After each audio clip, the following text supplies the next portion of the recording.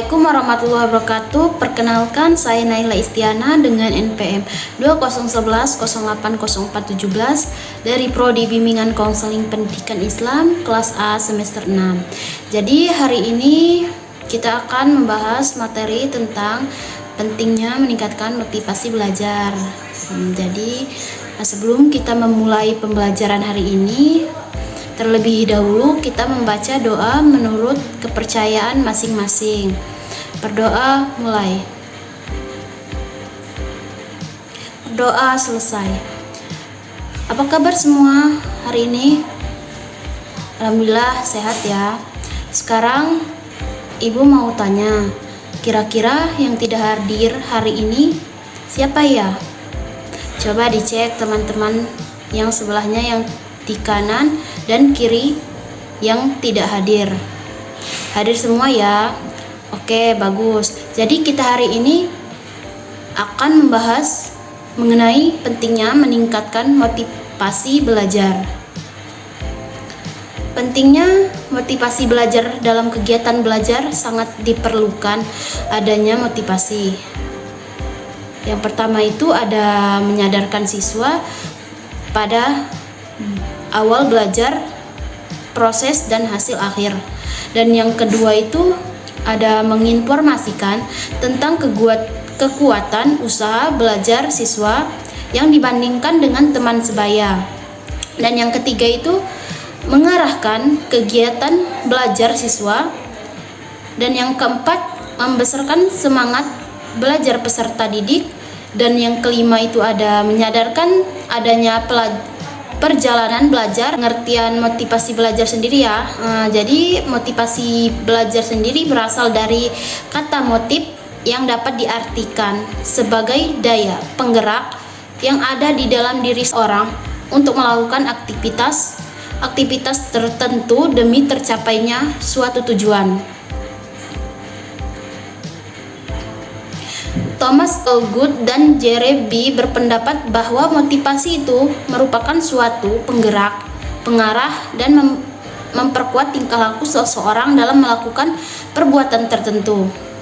Seperti individu yang akan melakukan suatu perbuatan mempunyai suatu energi, penggerak, dan mengarahkan untuk memperkuat perbuatan itu untuk mencapai tujuannya. Selanjutnya itu ada proses ya, proses motivasi belajar meliputi 3 langkah. Yang pertama itu adanya suatu kondisi yang terbentuk dari tenaga pendorong belajar atau desakan, kebutuhan dan keinginan belajar yang menimbulkan suatu ketegangan dalam diri peserta didik sendiri. Dan yang kedua itu ada berlangsungnya kegiatan atau perilaku belajar yang diarahkan pada tercapaian tujuan belajar akan mengundurkan atau menghilangkan ketegangan sendiri.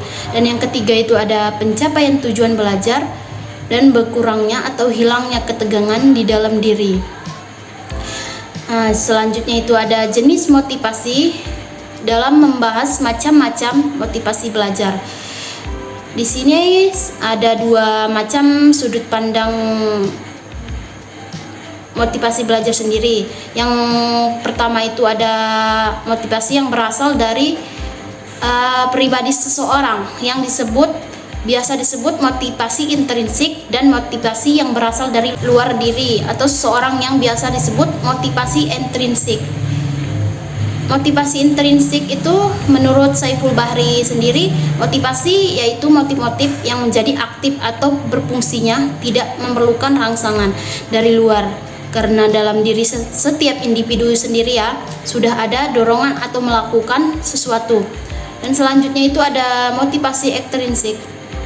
Menurut A.M. Sadirman sendiri, motivasi ekstrinsik adalah motif-motif yang aktif dan berfungsinya karena adanya perangsang dari luar.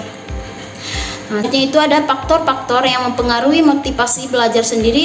Berapa semuanya?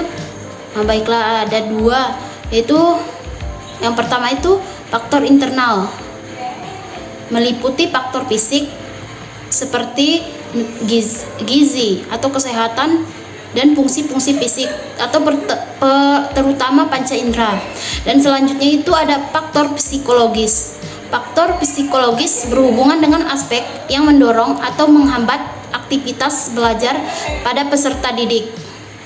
Yang kedua itu ada faktor eksternal yang berasal dari lingkungan. Yang pertama itu faktor non-sosial, meliputi keadaan udara, cuaca, panas atau dingin, waktu seperti pagi, siang, malam, atau tempat sepi, bising, atau kualitas sekolah tempat belajar, atau sarana dan prasarana atau fasilitas belajar. Selanjutnya itu ada faktor sosial. Faktor sosial adalah faktor manusia, guru, konselor, dan orang tua, baik yang hadir secara langsung maupun tidak langsung. Si motivasi itu meliputi yang pertama mendorong timbulnya kelakuan atau suatu perbuatan. Yang kedua, motivasi berfungsi sebagai pengarah, artinya mengarah pada perbuatan ke pencapaian tujuan yang diinginkan. Dan yang ketiga itu ada motivasi berfungsi sebagai penggerak, artinya sebagai motor penggerak dalam kegiatan belajar mengajar. Jadi di sini bahwa fungsi motivasi sendiri adalah sebagai pendorong usaha dan pencapaian prestasi, sehingga untuk mencapai prestasi tersebut peserta didik ini sendiri dituntut untuk menentukan sendiri perbuatan apa yang harus dilakukan untuk mencapai tujuan belajarnya. Baiklah, kepada teman-teman semua, apakah bisa dipahami pemaparan materi pembelajaran kita hari ini? Jika belum bisa dipahami, bisa tanyakan kepada Ibu. Baiklah, jika tidak ada ya, Ibu akhiri